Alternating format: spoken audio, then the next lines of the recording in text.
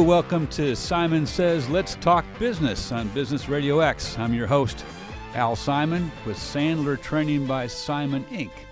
Excited about today's show. On this show, Simon Says Let's Talk Business, we talk with high-performing business professionals to sharpen our skills, learn new ideas and concepts, share best practices, and get to know smart people. And we got two smart people here today. Listen carefully, take notes, look for their contact information at the end so that you can engage with them. As always, we will conclude this show with a sales tip from yours truly. Today we've got two tremendous guests. We've got Dennis Hoffman, the president of Community Management Associates. Welcome, Dennis. Thank you. And we've got Arthur Salas, the president and owner of Duluth Travel. Welcome, Arthur. Thank you, sir. Excellent stuff. All right, so let's get started with talking about Dennis and your organization, Community Management Associates. You guys manage over 900 associations. That is correct. My goodness. How do you do that? With a lot of intelligent and diligent workers, with a lot of great backroom staff and an executive staff that is top of the line in this industry. How long have you been doing this? We started in 1989 with 7 properties and 4 employees, and we've done a little bit of growing over the last 30 years. A little bit, yeah. You're in 5 states, right? We're now in 5 states. We started here in Atlanta, and then we moved to Nashville, and then into Augusta, and then into Birmingham, and now we're down in Florida. Excellent. All right. 30A area. Okay.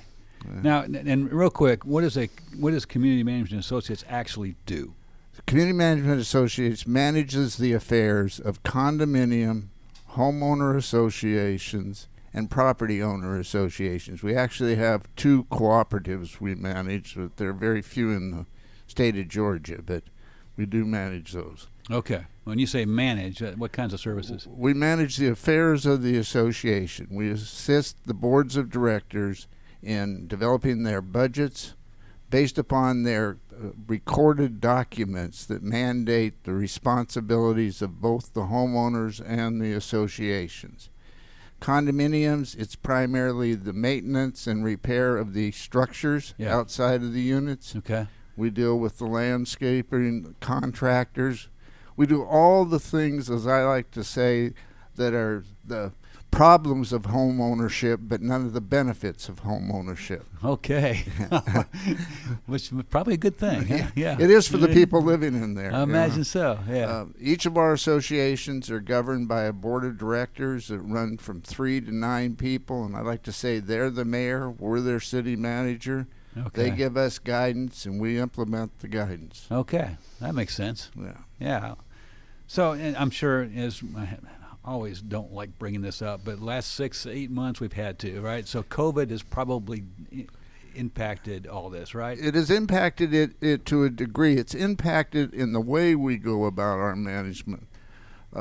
Normally, prior to COVID, we've been determined to be an essential business, so we have been very fortunate. We haven't had to lay anybody off. We've had the ability to continue to pay salaries, bonuses. Excellent. We have closed our offices up, and people are out now working remotely. Yeah. We have an internal IT department that's doing a bang-up job in ensuring that everyone can access all of our software packages, the payables, the accounting information, the emails, and the whole ball of wax. But the most significant advantage has been all of our associations normally mandate monthly or quarterly meetings with the boards of directors and clearly an annual meeting with all of the homeowners. Those have in the past been in person. We're doing all that now virtually. How are you? Either via Zoom or conference call programs. I had a board meeting last night over a conference call. Yeah. And it looks like that's going to become, hopefully, the new direction in our industry to get away from night meetings, which are the killers to the people in our business. Is it really? Why is that? Well, you go to 6 or 8 nightly meetings a month as well as doing 40 hours, it really has a hamper on the life-work balance that can occur. I can imagine. Yeah. Now, your managers have to have certifications or Yes, continuing education, things like that? Yeah. They absolutely do. In Georgia, we are governed by the Georgia Real Estate Commission, so all of our managers have to be licensed Georgia real estate professionals. Okay. CMA is a Georgia real estate corporate company. I am the qualifying broker as well as the president of CMA. We have about 125 licensed Georgia managers. Tennessee has no license requirements. Alabama has no license requirements. Florida has license requirements, and we have licensed CAMs in Florida that do our business. Okay.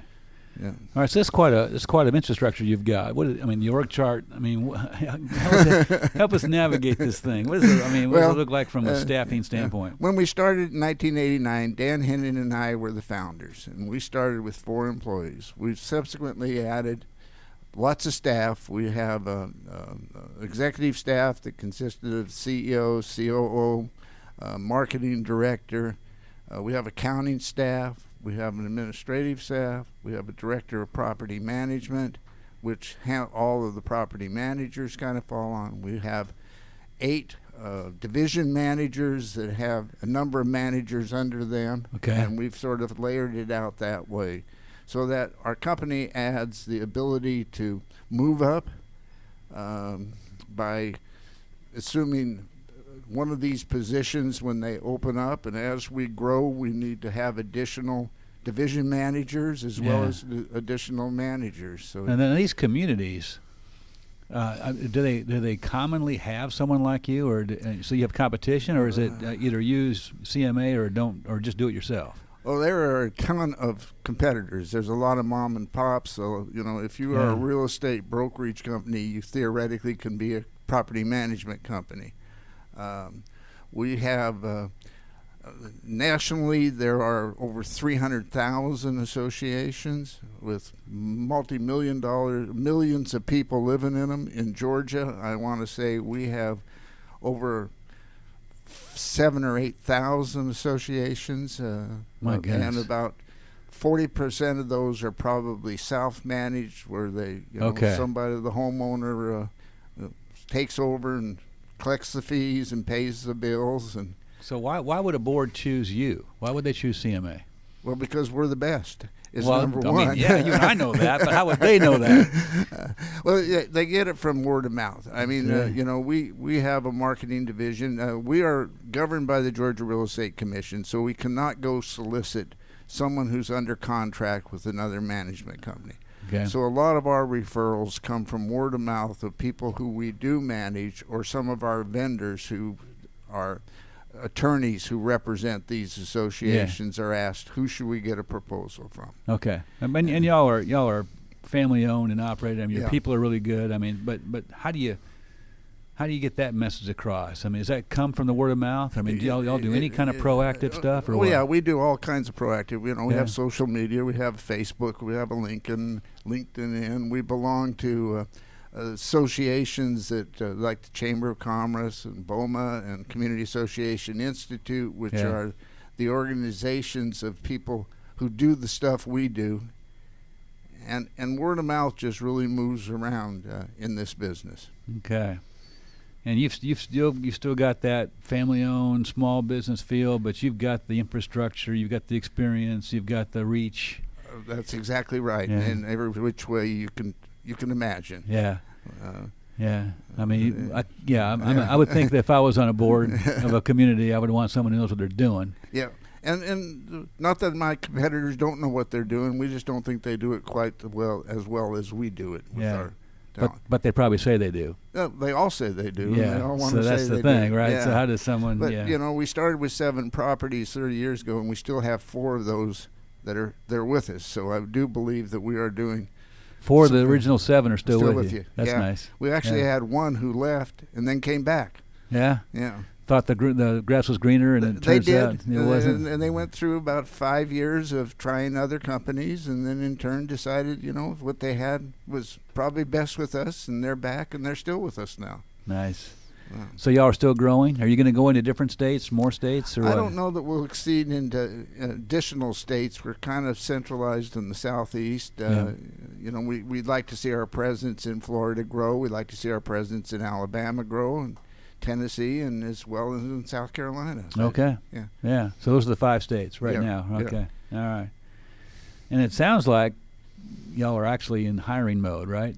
We're constantly in hiring mode, I can imagine. In our business, it's one of those where you grow until you max out the capabilities of your managers, and then you have to hire additional managers as well as additional other people. So, if we have a licensee who's looking to work, please give us a call. Go on our website, cmacommunities.com, and fill out an application, and we'll be happy to talk to you. Okay, so there we go. So not only are they looking for boards of communities to engage with, they're looking for more people to join their team at CMA, huh? That's it. That's got it. Right. So again, we're talking with Dennis Hoffman with Community Management Associates, and if you're a licensed agent and you want to check out working for these folks, right? What's the best way to get a hold of? Probably the best way is to go online to cmacommunities.com. Okay. And we have a icon there to submit an application for employment, and it starts right there. cmacommunities.com. cmacommunities.com. How about if I was affiliated with a community and I wanted to look at someone to manage? Same place. Request a proposal. It's our website's.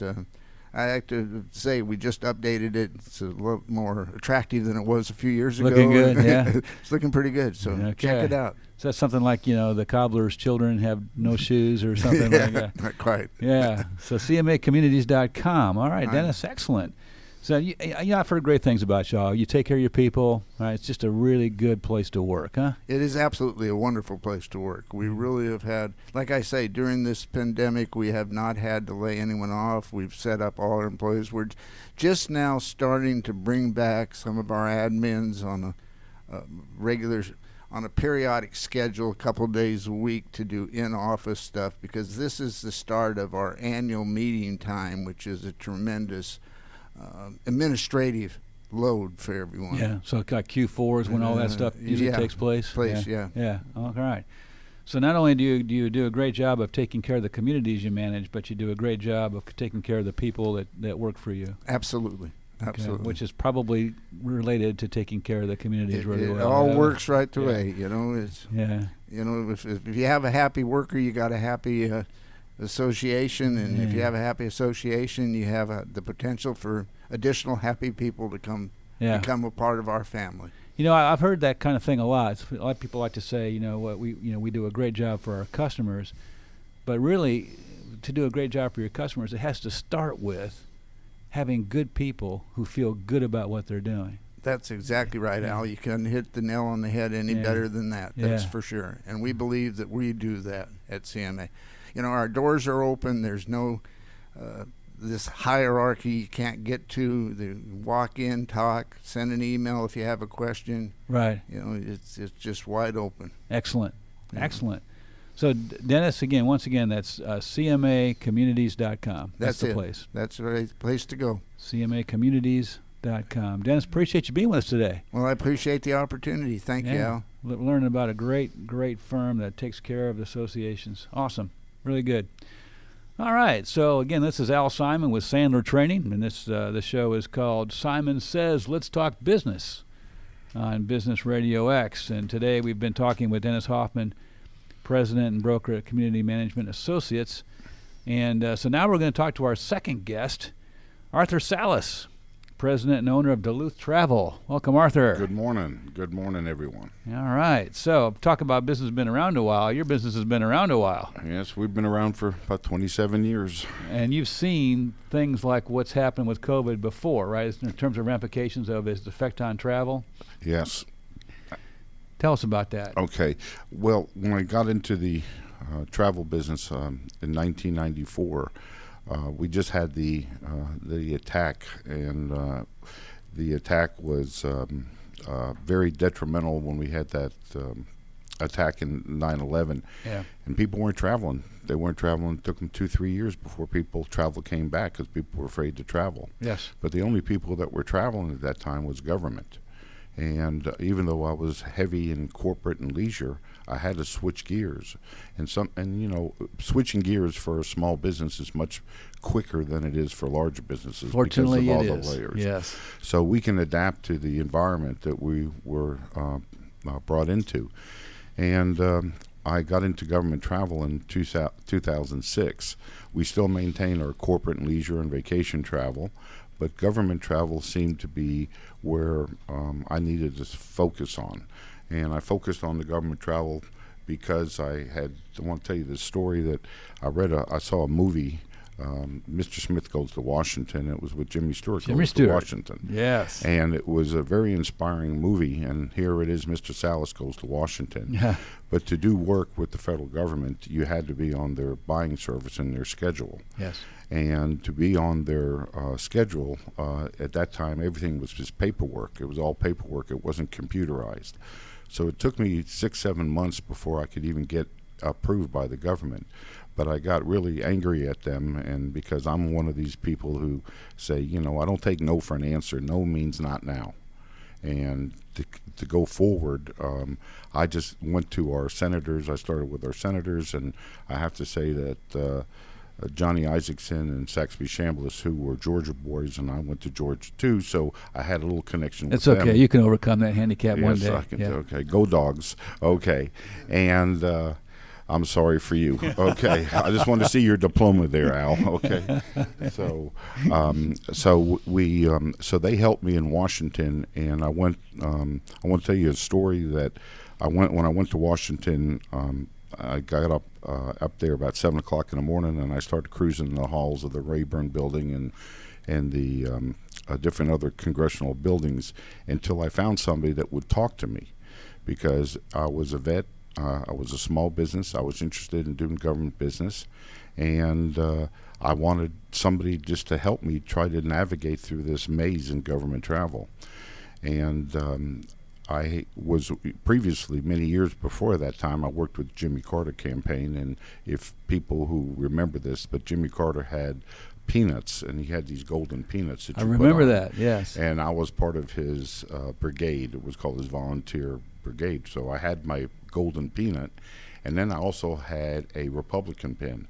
So, when you go to Washington and you want to talk to people on committees, on one side of the building, it's for Office of Small Business, Republican side. I put my Republican pin on, and I went in there. And then I went to across the hall and said Office of Small Business, Democratic side, and I put my Democratic pin on there. So I always tell people, both sides of the aisle. Yeah, it was just really, that was the only time I went both ways in my life, just to try to get business in here. Hey, can that stay on the air? I'm not sure. But anyway, but moving forward on this, I raised Cain with the government, and lo and behold, they asked me to testify in front of Congress in 2005 and 2008 on the small business committees. And I was representing small business and veterans, because at that time Desert Storm was over, and the vets were coming back, and there was just no help from the government. Yeah, okay. But that's how I got started into this business. We still maintain our government business. We have one of the we're the second largest travel agency in Georgia. We have been maintaining that. We do, as I said, we do corporate and we do leisure travel too, vacation travel. And you're a full service. Yes, we're full service. We do everything from airlines to cruises to Airbnbs to whatever the people want. Yeah. But in our business, I think I have probably the best staff ever, and they're handpicked. We have less than 100 employees, but now with the COVID, unfortunately, we had to let about 40% of our staff go because there's no business going on. You were telling me how you were big time impacted by COVID, obviously. Yes, very much so. And travel is something that, everyone just wants to do. It's the two things that people want to do in life, or I should say three things. You pay taxes and you travel, right? I don't want to pay taxes. I do want to travel. but the travel industry is being hurt tremendously because of this impact of the COVID. Right. Yeah. And then there's these things called online travel agencies. What's the difference between what you do and what they do. Well, online travel is really customer no service. If something happens, if you get online and you book and something happens, who do you call? Yeah. So the travel agency community is coming back slowly, and corporations are using us more than going online now. Of course, if you're booking A to point B, let's say Atlanta, New York, go book online. But if it's a more complicated itinerary, then you come to us, because a travel agent can handle tickets within 1 or 2 minutes once you call to book it. But you try to book online, could talk you 10, 15, 20 minutes. If you make a mistake, you got to go back. There's no customer service. So there's an advantage using a home-based travel agency with friendly people who can help you make your travel easier and simpler. I am so glad you explained that to me, because I never knew. But it makes perfect sense. If you're going from Atlanta to New York, you're fine, book it online. But if you've got a more complex travel, maybe more people, maybe some kind of a group, there's places where you just can't afford to be left high and dry. And that's where y'all really shine, isn't it? Yes, that's where we come in. Customer service, as Dennis mentioned earlier, I'm only as good as my people. Yeah. And if I treat my people well, they're going to treat my customers better. Yeah. And you've got really good people. Very good people. They're handpicked. We have people all around the country, because we handle calls from East Coast, West Coast, North and South, Guam area, the Philippines. So we have to be positioned in all parts of the country. Yeah, and you have a voice for radio. That is for sure. Thank you very much. Dennis has got that low voice that he can do. Just wait till you want me to sing here. Okay. No, we're not doing that. Okay, so all right, Arthur, I am curious, because COVID is going to go away. Apparently, eventually it's going to happen, right? And so travel will come back. How do you see travel changing in the future? Well, I'm going to see a lot of consolidation going on. You're going to see possibly airlines consolidating. You're going to see hotelers consolidating. Oh, yeah. You're going to see car rental companies consolidating. And you're going to see travel agencies. But travel agencies is really the heart of the business. Travel agencies still do 40% of all their travel. So the airlines could not do this all by themselves. So, for example, if you did away with all travel agencies, the airlines couldn't possibly handle the volume of calls, because the volume of calls to an airline is labor intensive, because they have to have somebody answering the phone. Right. And if you book online, once you hit that submit button, the ticket is yours, and you're stuck with it, even if you make changes. And 36% of the people make changes in airline tickets. Really? 36%? Yes. How about? Okay. I was wondering what the percentage might be. So using a travel agency, and one thing the airlines won't tell you is that if you use a travel agency, within 24 hours, if you make a mistake or you want to change your flight, you come to us and we can make it go away. Okay. So that's little tips there. Say that again for the radio. Tips. No, I meant that you can make it go away. You can make it go away. So within 24 hours, we can make the ticket disappear if you have to make a change. Okay. All right. Well, this is Duluth Travel we're talking about, and then what's the best way, Arthur, for that people to get a hold of you or get a hold of your company? You can, if the people are listening want to call me and speak directly to me, I'll be more than happy to speak with them. I'm going to give you a direct line, 770-308-7060, or you can call our offices at 770-813-9895. Okay, so let's make sure we say those two numbers again. So your direct line is 770-308-7060. Correct. Okay. And the office is 770-813-9895. Correct. Okay. How about the website? Probably not the best way. The website is also very good, very interesting to get to. It's www.duluthtravel.com. And I want to mention also that we're also a tour operator for Costa Rica. So if people are out there in the audience that really want a place to go to, Costa Rica is the place to go, because there's more to do in Costa Rica than the Caribbean or Mexico combined. I've heard that. I've heard it's a great destination. So you can check us out on our website too. Costa Rica. All right. So that's www.duluthtravel.com. Yes, sir. Arthur, thanks for being with us. This is great stuff. My pleasure. Yeah, Dennis, thank you. Terrific, really good. So once again, this has been Simon Says Let's Talk Business with your host Al Simon at Sandler Training. Our guests Dennis Hoffman with Community Managers Associations and Arthur Salos with Duluth Associates.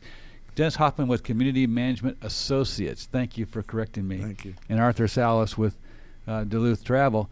And so let's talk about some sales as we conclude this show today. Again, Sandler Training, my organization, we do sales training, coaching, and consulting.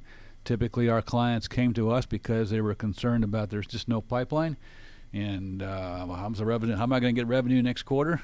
Or they have a pipeline, but they were not closing enough of those opportunities. Really frustrating for them. And others were closing deals, but still came to us because they felt like they had to always, cut pricing, in order to get business because of competitors that were being too aggressive. So things like that we work on at Sandler Training, and so typically each time we have a show, we have folks that send in questions that we can answer. And by the way, if you have a question on sales and you want to send it to me, it's al.simon@sandler.com. al.simon@sandler.com. Send me your sales or sales management question. Today's question is, how many rejections should I overcome before I move on to the next prospect? Which is another way of saying, how persistent should I be, right? But the thing is, this person is talking about rejections. How many rejections should I overcome before I move on to the next prospect? Here's the thing about rejections, or sometimes in this case called objections. People say, well, your price is too high, or I got to get 3 bids, or I got to take it to my boss, or take it to my committee, run it by my CPA, all these kinds of things that they say. And in most sales training, they teach people, they spend a lot of time and effort teaching people how to overcome objections. Like, it's like almost like you become like a overcome objection ninja, right? Or give me your best shot, and I'm going to wipe it out of the sky. But here's the problem with that. Have you really overcome the objection, or have you just started an argument? We always say that the only person who can overcome an objection is the objector. In their mind, it's got to be overcome, right? They've got to feel good about what they were thinking was a problem. And if they keep objecting, like in this question, how many rejections should I overcome? If they keep objecting, then maybe they really don't have enough reason to do business. Maybe we should try to guide them through a thought process and see if they can overcome their own objection. But if they keep bringing up more objections, then it's likely that there's not enough what we call pain, right? There's not enough reason to change or to do business with you, and they're maybe just enjoying the interaction or getting their needs met by keeping you on the line. So, you know what? Maybe we should ask them about their priorities. Maybe we should ask them just how important is this to take care of, and you know what? If it doesn't make the top 3 or so of their priorities, maybe we should offer to walk away. Now, here's the thing about that, because you might be a little bit surprised that a sales trainer would suggest you might walk away from an opportunity, and I understand that. I used to be there where I didn't walk away from anything. But here's the thing about that: if you offer to walk away from an opportunity, if you say, Dennis, it sounds like this is just not a big priority for you. So why don't we just table this for, I don't know, 6 months, 9 months? What do you think? No, you don't have to engage in this role play, Dennis. But if you think about the possible responses a prospect can have to that, they might say, "Yeah, that probably makes some sense." In which case, they weren't going to buy from you anytime soon anyway. So you'd have been wasting your time and effort with Dennis in that situation. Or they might say, "Well, what? You don't want my business?" Which would give you the opportunity to say, "Dennis, I would love to have your business, but it's not about me.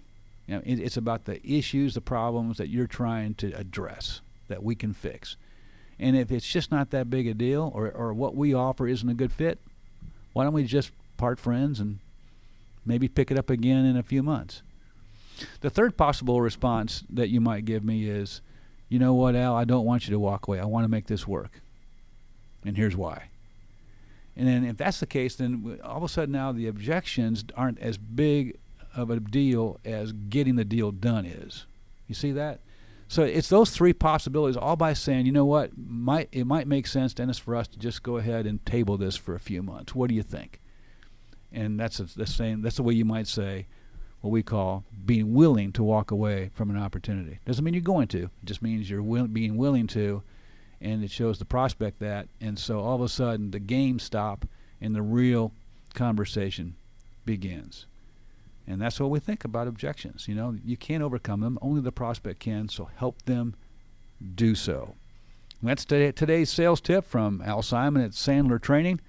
Once again, this has been Simon Says Let's Talk Business. Our terrific guest, Dennis Hoffman with Community Management Associates, and Arthur Salas with Duluth Travel. Thanks, guys. Thanks for being here. Everybody, good selling.